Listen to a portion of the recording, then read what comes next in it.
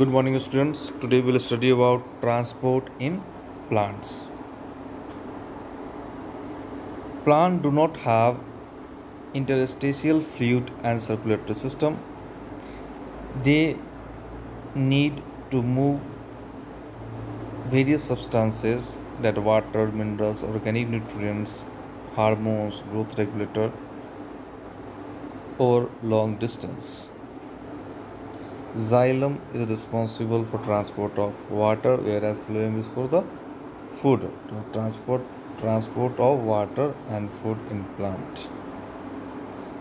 So direction of transport, that is unidirectional transport. The transport of water and minerals is through that xylem from root to the stem and the various leaves. Multi-directional transport of photosynthesis, that organic compound, transport of mineral nutrient, etc. Sometimes plants, hormone and other chemical stimuli are transported in a polarized or unidirectional manner from where they are synthesized to other parts. So transport is of mainly it is of two type, the active and passive. And active transport include diffusion, and this diffusion is of two type, simple diffusion and facilitated diffusion. So simple diffusion is also known as simply diffusion.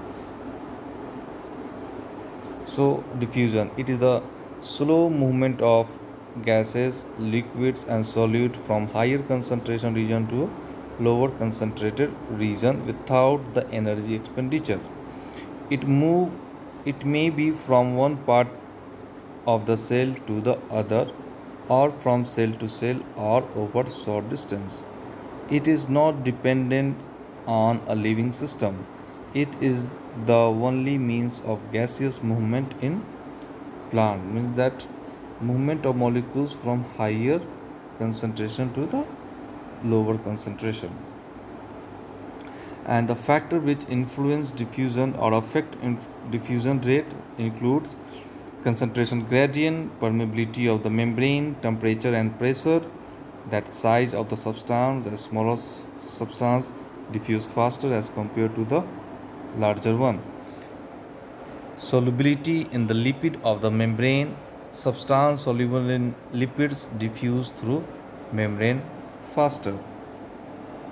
Now facilitated diffusion, it is the diffusion of hydrophilic substances with the help of membrane, protein channel and without expenditure of ATP, that is energy. It also need a concentration gradient. It is very specific. Cell select substances for uptake. It is sensitive to inhibitors that react with protein inside chain. Transport rate reaches a maximum when all protein transporters are being used or saturated.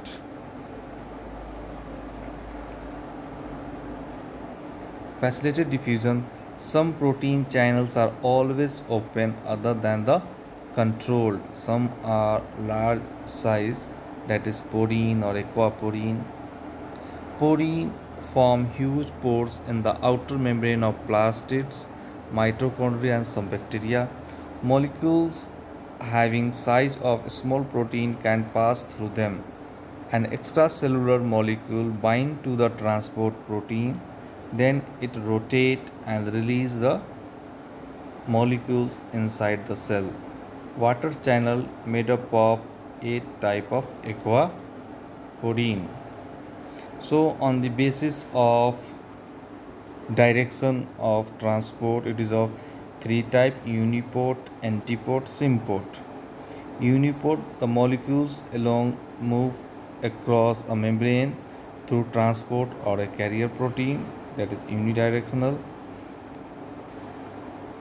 Antiport, two molecules may move in opposite direction, that is antiport. Symport, two molecules together cross the membrane in the same direction.